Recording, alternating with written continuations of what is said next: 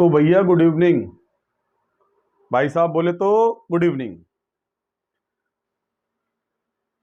अभी जो अपना टॉपिक चल रहा है वो टॉपिक चल रहा है भाई साहब मौलिक अधिकार। क्या चल रहा है भैया? मौलिक अधिकार। और मौलिक अधिकार का ये जो अपना पार्ट 2 है, सेकंड लेक्चर है, इसमें आज हम लोग बात करेंगे कि जो 6 प्रकार के मौलिक अधिकार हैं वो कौन कौन से हैं और वो क्यों इंपॉर्टेंट है, और भारतीय समाज के निर्माण में उन मौलिक अधिकारों का क्या योगदान है। आज आप देखते हो कि समाज के अंदर सभी जाति, धर्म, सभी गोरे लोग, काले लोग, लंबे छोटे, सभी लोग जो हैं एक बराबरी की हकदारी रखते हैं कि भाई साहब हम सभी लोग बराबर हैं। तो ये जो बराबरी का भाव डेवलप हुआ है ना भारत के अंदर, इस भाव को डेवलप करने में मौलिक अधिकारों का बड़ा योगदान रहा है। आपको पता है कि आजादी से पहले, या आजादी से पहले क्या, आप आज भी ले लीजिए जहां पर शिक्षा नहीं है, लोगों के बीच में शिक्षा का अभाव है, वहां पर आज भी समाज में छुआछूत है। जाति को लेकर के, ऊंच नीच जाति को लेकर के लोगों के मन में भावनाएं हैं, गलत भावनाएं हैं कि मैं श्रेष्ठ हूं, वो निम्न है। हमारे समाज में आज भी जातिगत व्यवस्था का कुछ लक्षण मौजूद है। जो हमारा संविधान है, इसने ये जो डिफरेंस था, इस डिफरेंस को कम करने में बड़ा योगदान दिया है। जरा याद करिए कि आज के 25, 30 साल, 40 साल पहले या आजादी के आसपास के टाइम पर ठाकुर साहब, जमींदार साहब आए और हरिया, मंगरू, धनिया, गोबरी के घर में घुस गए। चल चल साले, खेती करना है, गेहूं काटना है, धान काटना है, मजदूरी करना है। हरिया, मंगरू, धनिया जाते थे। लेकिन क्या आज कोई इस तरह का व्यवहार कर सकता है?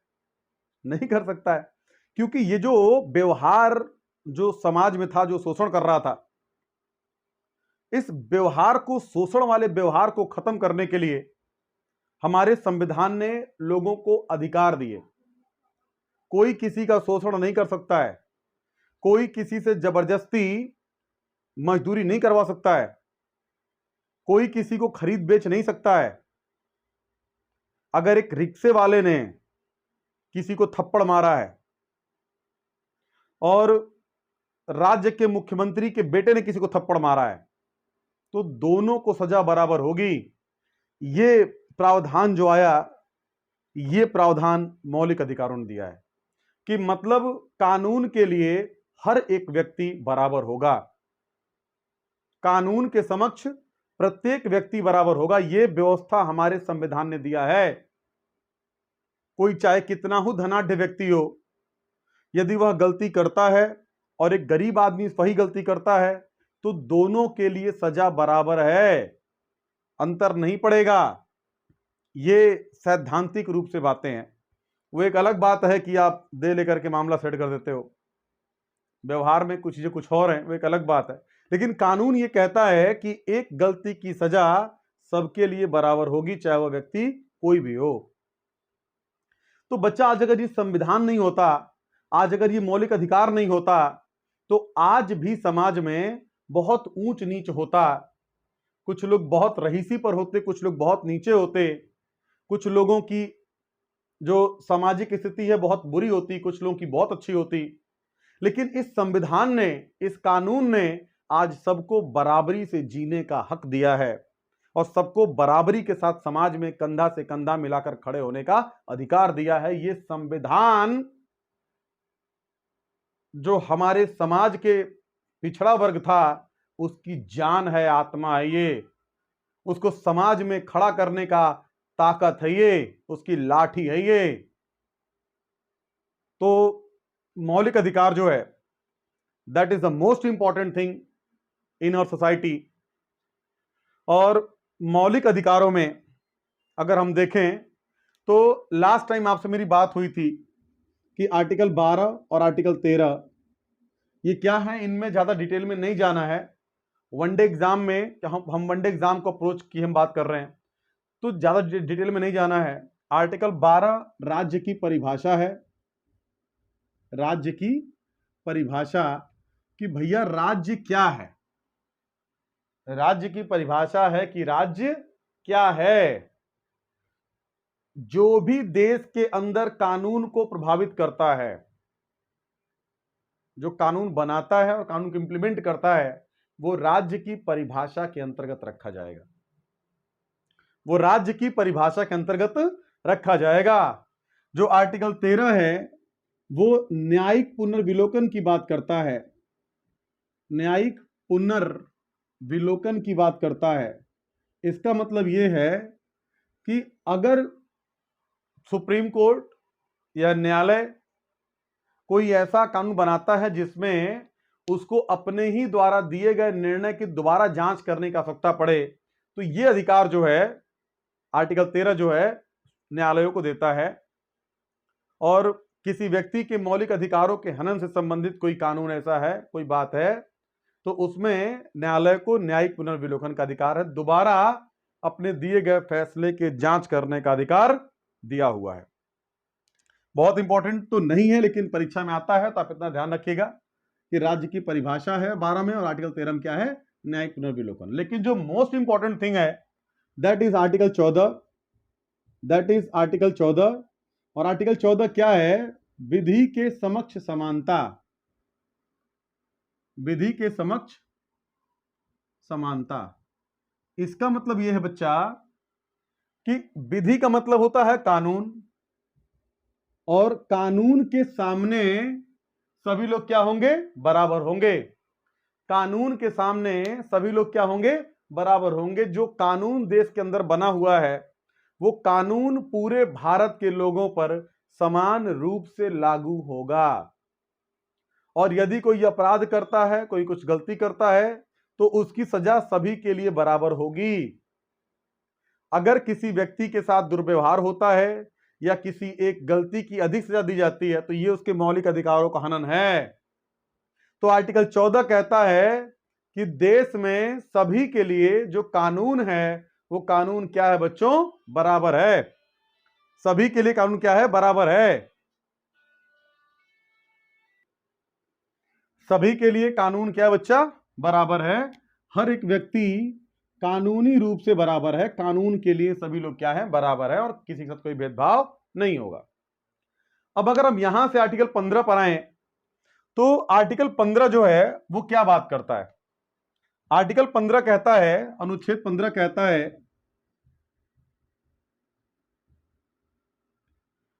कि जो राज्य है, राज्य का मतलब क्या, कानून बनाने वाला, सरकार आपकी हो गई, या जो कानून को बनाता है, तो कोई राज्य ऐसा कानून नहीं बनाएगा जिससे जाति, धर्म, लिंग, नस्ल के आधार पर, जाति, धर्म, लिंग, नस्ल के आधार पर कोई भेदभाव हो।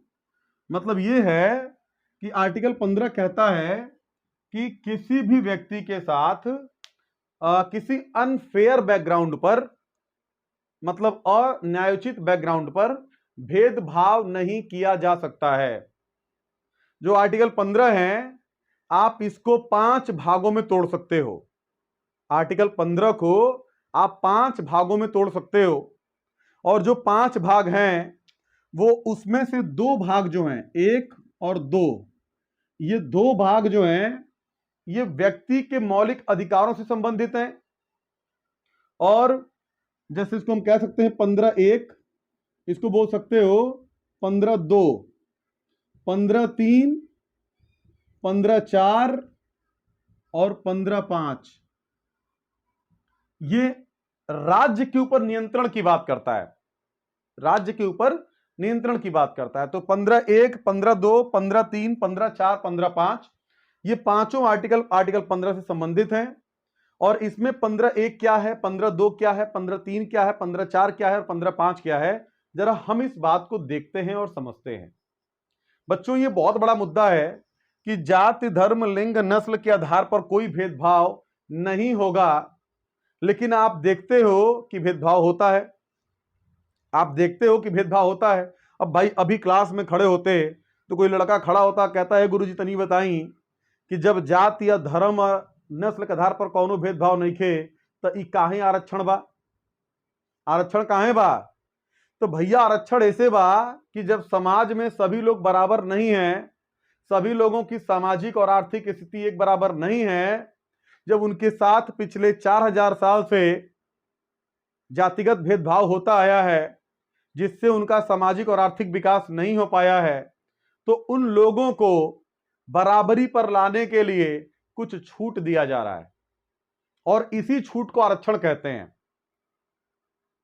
बच्चों, भेदभाव दो तरह का होता है। जैसे यहां पर भेदभाव तो हो रहा है, आरक्षण है तो भेदभाव तो हो रहा है, लेकिन यह भेदभाव ऐसा है जो समाज में समानता लाने के लिए किया जा रहा है। भेदभाव दो तरीके का होता है। जैसे एग्जांपल देखिए, अगर आपके घर में, यदि आपके घर में आप 4 भाई बहन हैं और मान लीजिए कि एक जो भाई है छोटा वाला सबसे या उससे बड़ा कोई, अगर वो शारीरिक रूप से थोड़ा कमजोर है, मान लीजिए तुलनात्मक रूप से कमजोर है, तो जब वह कमजोर है तुलनात्मक रूप से, तो पिताजी का ध्यान उसके ऊपर होगा, निश्चित रूप से होगा। और यदि 3 भाइयों की तुलना में यदि उसको थोड़ा अधिक संसाधन दिया जा रहा है ताकि वो भी अन्य भाइयों की बराबरी पर खड़ा हो जाए, तो यहां भेदभाव तो हुआ है, 3 भाइयों से ज्यादा लाभ उसको दिया जा रहा है, यहां भेदभाव तो हुआ है। लेकिन क्या यह भेदभाव उन चारों भाइयों के बीच असमानता को बढ़ाएगा या समानता को बढ़ाएगा? तो बच्चों, ये सकारात्मक तरीके का भेदभाव है, एक ऐसा भेदभाव जिससे सभी लोग बराबरी पर आकर खड़े हो जाएंगे और सबको जीने खाने का समान हक मिलेगा। तो आज जो आरक्षण है वो आरक्षण इसलिए है ताकि समाज के हर एक व्यक्ति को बराबरी पर लाके खड़ा किया जा सके और सभी लोगों को एक स्वस्थ जीवन जीने का अधिकार मिल सके, इसलिए आरक्षण है। अब आरक्षण में कुछ ऐसे पहलू हैं जो बदलने चाहिए, कुछ सही है, कुछ नहीं है, कुछ क्या है, ये एक अलग चर्चा का विषय है। लेकिन जब संविधानविदों ने संविधान का निर्माण किया था तो जो इसमें क्लॉज उन्होंने 15(1), 15(2), 15(3), 15(4) रखा, उसी के आधार पर आगे चल करके जो है आरक्षण दिया गया, उसी पर आगे चल करके आरक्षण दिया गया है। अब यह आरक्षण जिस उद्देश्य से आया था, क्या उतना लाभ पहुंचा पाया है? आरक्षण जो हमने प्रावधान किया था कि समाज के हर एक वर्ग को बराबरी पर लेकर के आना है, तो क्या यह आरक्षण उन सभी लोगों को बराबरी पर लेके आ गया है? और अगर नहीं लेके आ पाया है तो क्यों नहीं लेके आ पाया है? नहीं लेके आ पाया है तो क्यों नहीं लेकर के आ पाया? तो इस पर जो है विशेष चर्चा की आवश्यकता है। आज संविधान में इस बात पर विशेष चर्चा की आवश्यकता है कि आरक्षण हम जिस चीज के लिए लेके आए हैं, क्या वो अपना काम कर पाया है? और जो लोग वास्तव में गरीब हैं, कमजोर हैं, असक्षम हैं, उनको वास्तव में आज सपोर्ट की जरूरत है सरकार के द्वारा, संविधान के द्वारा, और उन लोगों को अपलिफ्ट करने की जरूरत है, उनको उठाए जाने की जरूरत है। वास्तव में जो लोग पिछड़े हैं उनके उत्थान की जरूरत है, उनको उठाने की जरूरत है बच्चों। तो जो आर्टिकल 15 है, देखो फंडामेंटल राइट्स है, इसको समझाना बेटा ज्यादा जरूरी है, मौलिक अधिकार समझाना ज्यादा जरूरी है। लेक्चर थोड़ा लंबा हो सकता है, मैं कोशिश करूंगा बैलेंस ही रखूं, लेकिन थोड़ा लंबा हो तो भी आप घबराना मत। ये जीवन का सबसे अच्छा काम है जो आप कर रहे हो। दुनिया का सबसे अच्छा इन्वेस्टमेंट पढ़ाई है। चाहे आप समय दे रहे हैं पढ़ाई को, चाहे आप पैसा झोंक के लगा रहे हैं, ये दोनों ही चीज बढ़िया है बेटा। समय का इससे अच्छा कोई उपयोग नहीं है और पैसे का इससे अच्छा कोई उपयोग नहीं कि आप किताब खरीदते हो और आप ज्ञान प्राप्त करते हो बेटा। तो सबसे दुनिया का अच्छा इन्वेस्टमेंट क्या है? पढ़ाई है। और जो लोग पढ़ाई से दूर हैं, किसी काम लायक नहीं है वो, समाज के ऊपर धरती पर बोझ हैं वो लोग। तो जो 15 के क्लॉजेस हैं, वो 15 के क्लॉजेस क्या क्या हैं? तो देखो बच्चा, अगर हम 15(1) पर जाएं तो 15(1) क्या प्रावधान करता है? मैं इसको जरा मिटा रहा हूं और हम लोग देखते हैं सारी बातें क्या हैं। जैसे आप मेरी बात को सुनना, उसको लिखते हुए चलना। 15(1) का जो क्लॉज है, 15(1) में कहा गया है कि केवल धर्म, मूल वंश, जाति, लिंग, जन्म स्थान अथवा इनमें से किसी आधार पर नागरिकों के मध्य भेदभाव नहीं किया जा सकता है। आर्टिकल 15(1) क्या कहता है? 15(1) कहता है कि केवल धर्म, मूल वंश, भाई धर्म, मूल वंश, ये मूल वंश क्या होता है कि भाई आप जो है महाराणा प्रताप के वंशज हैं तो आपको अधिक लाभ दिया जाएगा, ये मूल वंश हो गया। आप जो है सिंधिया परिवार के हैं तो आपको आरक्षण दिया जाएगा, ये मूल वंश हो गया। तो इसका विभेद, इसका जो इसको रोकने का प्रयास करता है कि वंशज के आधार पर, मूल वंश के आधार पर कोई आपको लाभ, अतिरिक्त लाभ नहीं दिया जाएगा। तो मूल वंश, जाति,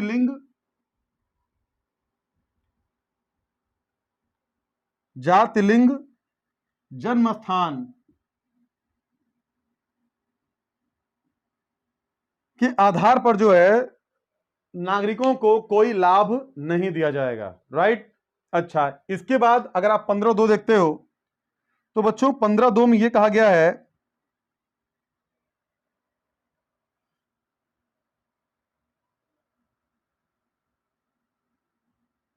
कि कोई भी नागरिक हो,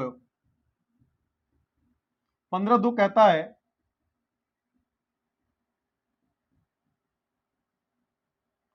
कोई भी नागरिक हो, 15(2) में कहा गया कि कोई भी नागरिक हो और उसके साथ केवल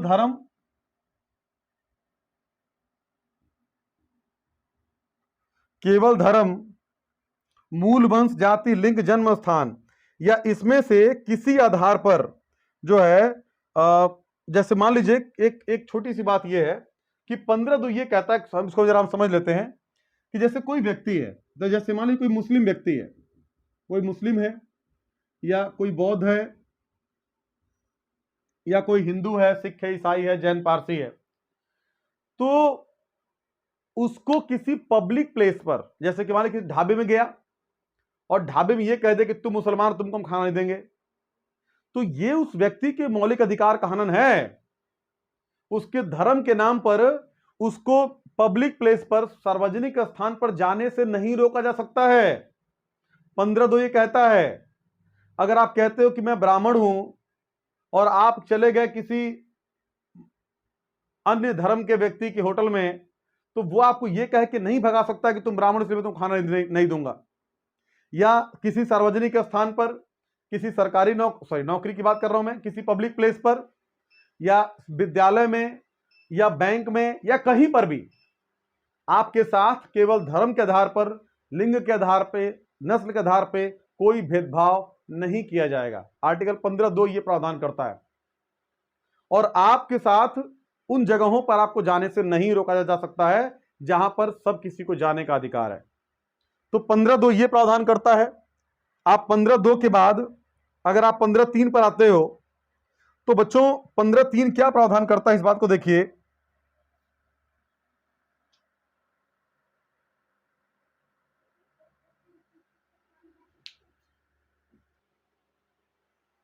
जो आर्टिकल 15(3) है ये बच्चों क्या प्रावधान करता है? आर्टिकल 15(3) कहता है कि भाई राज्य के अंदर जैसे कि महिलाएं हैं, बच्चे हैं, छोटे बच्चे हैं या दिव्यांग हैं या जो कमजोर वर्ग है, उसके लिए राज्य को यह अधिकार है कि वो यदि चाहे तो कुछ उनके लिए विशेष उपबंध कर सकता है। विशेष उपबंध का मतलब क्या है कि उनके लिए कुछ छूट दे सकता है। 15(3) में कहा गया है कि राज्य को यह अधिकार है कि वह महिलाओं के लिए, बच्चों के लिए, कमजोर वर्ग के लिए विशेष उपबंध कर सकता है। और यही जो अधिकार उसको दिया गया है, तो 15(4) में जाकर के राज्य ने क्या किया? आर्टिकल 15(4) में कहा गया है कि जितने भी शिक्षण संस्थान हैं तो उनमें जो अनुसूचित जाति के लिए, जनजाति के लिए, अन्य पिछड़ा वर्ग के लिए जो सीटों का रिजर्वेशन है, यह आर्टिकल 15(4) के तहत दिया गया है। 15(4) में यह प्रावधान किया गया है कि उनके तहत जो होगा रिजर्वेशन होगा। और 15(5) जो है, जो प्राइवेट शिक्षण संस्थान है उनमें भी आरक्षण का प्रावधान है, तो यह 15(5) के तहत दिया गया है। कुल मिलाकर के बच्चों साफ सुथरी बात यह है कि जो आर्टिकल 15 है वो आर्टिकल 15 यह कहता है कि राज्य के अंदर किसी व्यक्ति के साथ धर्म, जाति, लिंग, वंश, नस्ल, जन्म स्थान के आधार पर कोई भेदभाव नहीं होगा। और यदि भेदभाव किया जा रहा है तो वो भेदभाव समाज में समानता लाने के लिए किया जा रहा है। आर्टिकल 15 ये प्रावधान करता है। आर्टिकल 15 के बाद अगर आप 16 पर आएंगे, आर्टिकल 16 पर, तो भैया आर्टिकल 16 क्या कहता है? आर्टिकल 16 कहता है अवसर की समानता। आर्टिकल 16 कहता है अवसर की समानता, यानी कि राइट टू इक्वलिटी।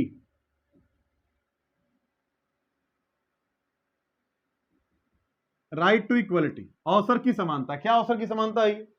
इसका मतलब यह है कि आप चाहे गोरे हो, काले हो, लंबे हो, छोटे हो, मतलब एक मिनिमम मानक को पूरा करते हैं। तो जैसे मान लीजिए कि भर्ती में कह दिया कि भैया कि 160 सेंटीमीटर हाइट चाहिए, पुलिस के लिए मान लीजिए कह दिया कि 168 सेंटीमीटर हाइट चाहिए, तो 168 सेंटीमीटर जिसका भी होगा वो सब लिए जाएंगे, और 168 से जो कम होगा बिल्कुल नहीं लिया जाएगा, चाहे कोई भी हो। तो ये एक मानक तय किया गया है, तो ये मानक जो है सबको पूरा करना पड़ेगा, और नहीं करते तो नहीं लिए जाएंगे। लेकिन खास बात यह है कि अगर आप मान लीजिए कोई 178 का है, कोई 170 का है, अगर इसने मानक को पूरा कर लिया तो ये भी लिया जाएगा। ये नहीं है कि भैया तुम लंबे हो, तुम आ जाओ, तुम नहीं आओगे, ऐसा नहीं हो सकता है। तो अवसर की समानता का मतलब यह है कि चाहे आप गोरे हो, चाहे काले हो, चाहे आप जैसे भी हो, अगर आप मानक को पूरा करते हैं तो आपको पूरा पूरा अवसर प्राप्त होगा कि आप अपने जीवन में सर्वोच्च प्राप्त कर सकें, खासतौर से सरकारी नौकरियों में। अब आप फॉर्म ले गए भरने के लिए, पहले जैसे फॉर्म भरते थे पोस्ट ऑफिस में, और मैडम ने मुंह कर दिया इतना करिया, तुमको नहीं लेंगे हम, इस बार जीडी में केवल गोरे गोरे लौंडे लिए जाएंगे। तो ऐसा नहीं हो सकता कभी। ये आपके मौलिक अधिकार का हनन है, ये आपके फंडामेंटल राइट का हनन है बेटा। यानी कि आर्टिकल 16 कहता है कि देश के अंदर अगर कोई भी नागरिक होगा तो उसको समान अवसर प्राप्त है सरकारी नौकरियों में। समान अवसर प्राप्त है कहां? सरकारी नौकरियों में, यानी कि उसको अधिकार प्राप्त है, समानता का अधिकार प्राप्त है उसको, वह समान रूप से अधिकारी होगा सरकारी नौकरी को प्राप्त करने के लिए। इसीलिए जब भी फॉर्म आता है तो हर कोई फॉर्म भर सकता है। आप अगर यहां से आगे बढ़ोगे, आर्टिकल 16 से आगे बढ़ोगे, आर्टिकल 17 पर आइए, तो आर्टिकल 17 क्या कहता है? आर्टिकल 17 क्या कहता है? तो आर्टिकल 17 ये कहता है, जो आर्टिकल 17 है वो ये कहता है कि अस्पृश्यता का अंत, अस्पृश्यता का अंत, इसका मतलब ये है abolition of untouchability, abolition of untouchability, अस्पृश्यता का अंत। यदि कोई व्यक्ति आपके साथ समाज में छुआछूत मेंटेन करता है तो यह उसके मौलिक अधिकार कानून है, किसी के साथ छुआछूत का बर्ताव नहीं किया जाएगा। लेकिन यह व्यवस्था आजादी से पहले थी, आज भी बहुत सी जगह पर है, वो जानते नहीं कि उनके राइट्स क्या है, वो जानते नहीं कि उनके राइट्स क्या है। तो एबोलिशन ऑफ अनटचेबिलिटी का मतलब यह है कि अगर आपके साथ छुआछूत का व्यवहार होता है तो यह आपके साथ आपके मौलिक अधिकारों का हनन है, और इसके खिलाफ आप कोर्ट में जा सकते हो। यानी कि समाज में अब अस्पृश्यता क्या होगा? नहीं होगा, इसको अवॉइड कर दिया गया है, इसको खत्म कर दिया गया है। और आर्टिकल 18, आर्टिकल 18 कहता है उपाधियों का अंत, उपाधियों का अंत, और इसमें सभी प्रकार की उपाधियों का अंत है, चाहे वह देश के अंदर का हो चाहे देश के बाहर का हो।